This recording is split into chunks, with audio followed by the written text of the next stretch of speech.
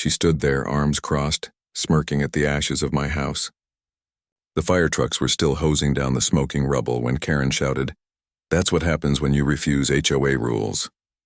My daughter was crying on the curb, clutching her stuffed bear while neighbors whispered, but no one dared speak up. Karen strutted around like she owned the street, waving a stack of fake papers and yelling, "This property belongs to us now." I didn't say a word, not yet, because if there's one thing I've learned, it's that silence scares bullies more than shouting ever could. And little did she know, the man she thought she burned out of his home was the one person in this entire state she should have never crossed. Karen wasn't finished. She marched up to me, ashes crunching under her heels, and jabbed her finger into my chest. "Pack up what's left and get off my street." "You're done here," she hissed loud enough for the neighbors to hear. Some of them turned away, pretending not to see. But I caught the flicker of shame in their eyes. She wanted to humiliate me, make an example out of me. Then, as if fire wasn't enough, she pulled out her phone and called someone on speaker. "Yeah, he's refusing to leave." "Send the officers," she said with a grin, her eyes locked on me. Within minutes, 2 men in cheap uniforms pulled up in a dented SUV with no official markings. "Sir, you're trespassing on HOA property," one of them barked, trying to sound authoritative. I noticed their badges didn't match, their guns didn't even have holsters. They were fakes. Karen folded her arms like she'd already won. I stayed calm, my daughter clutching my hand. "Are you sure you want to play this game?" I asked, my voice steady. One of the fake cops smirked. "What are you going to do about it?" I gave them a long look and whispered, "You'll find out soon enough." The fake cops pushed forward, one grabbing my arm while the other waved some printed paper in my face. "This is an eviction order," he declared, though the seal was crooked and the font looked like it came straight from a home printer. Karen laughed, clapping her hands like a child at a circus. My little girl's voice cracked as she cried, "Daddy, don't let them take us." That was the moment my patience ended.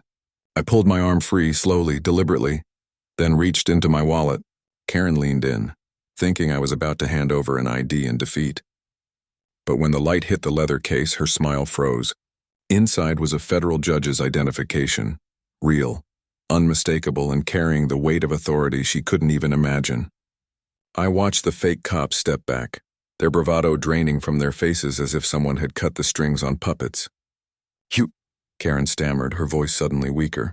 "You're lying. This is some kind of trick." I leaned closer, just enough for her to see the steel in my eyes, and said quietly, "Karen, the law you tried to twist. I am the law." Karen's face drained of color, but her pride wouldn't let her back down. She tried to laugh it off, though her voice cracked. "So what? You think your little badge scares me?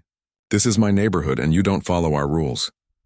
The fake cops shifted uneasily, whispering to each other, clearly realizing they were in way over their heads. One even tried to slip back toward their SUV. I stepped forward, holding my daughter close, and pulled out my phone.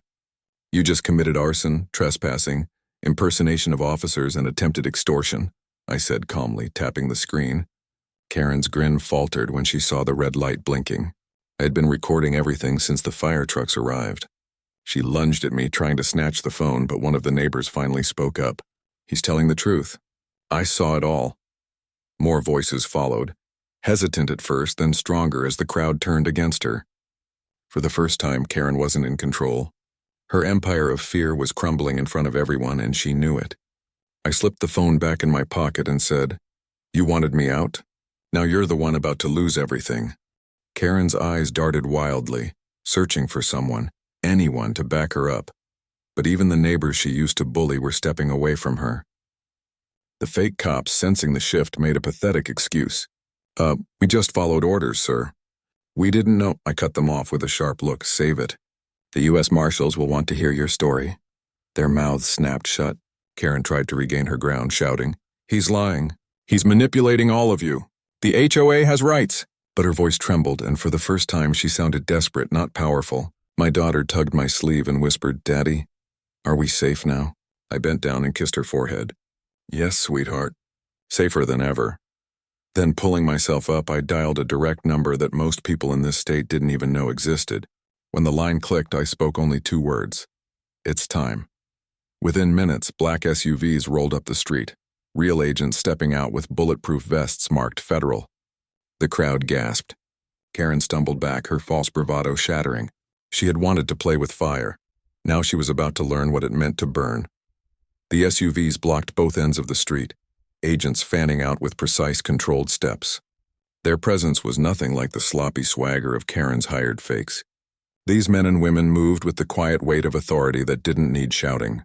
Karen's jaw dropped as one of them handed me a file. "Judge, we've been compiling evidence for months."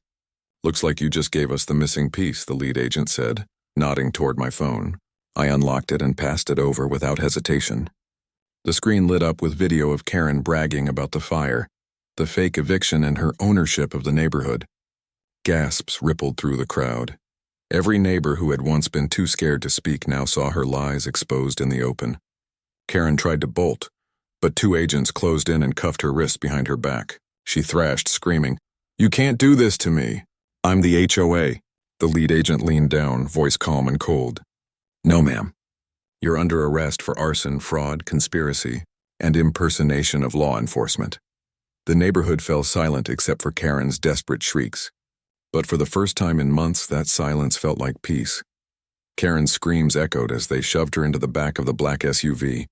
But the neighborhood wasn't finished with her yet. Phones were out everywhere. Neighbors recording, live streaming, sending the truth across social media faster than sirens could fade. Within an hour, the story was already hitting local news. HOA president arrested for arson and fraud.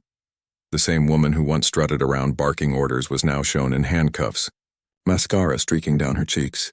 My daughter sat on the porch steps of what was left of our home, wrapped in a blanket, watching with wide eyes. A kind neighbor handed her hot cocoa and whispered, "You're safe now." For the first time, the people on this street weren't afraid. They were united. One man spoke up, voice shaking with both anger and relief. "Judge, we were too scared to fight her. But if you stand with us, we'll rebuild, together." I looked around at the faces, families, kids, people who had all suffered under Karen's rule, and I realized this was bigger than me. Karen had tried to destroy one house, but what she really did was light a fire in everyone else. And this time, it wasn't one she could put out. Weeks later, the neighborhood didn't look the same because it looked better. The charred remains of my house had been cleared, and in its place a new frame was rising, built not by contractors but by the very neighbors Karen once terrorized. Every nail, every plank carried the weight of defiance and freedom. Karen's trial made national headlines. The footage I handed over had gone viral. Her ordering the fire, her fake cops, her meltdown in handcuffs. People across the country cheered as the judge's gavel fell. Poetic, considering I was the one who normally sat on that bench. She was sentenced to years behind bars, her empire of fear reduced to nothing more than a cautionary tale. One night, as the American flag we'd hung from the half-built porch fluttered in the breeze, my daughter climbed onto my lap. "Daddy," she whispered, "did we win?" I hugged her tight and smiled. "We didn't just win, sweetheart. We proved no one is above the law, not here, not in this country." The camera crews left, the headlines faded, but the message remained. Property, freedom, family, the things people fought for generations to protect, were safe again. And as I stood before my rebuilt home, I thought of the line that had carried me through it all. I didn't fight for this country to be told I can't live in my own home. And now no one will ever try again. The end.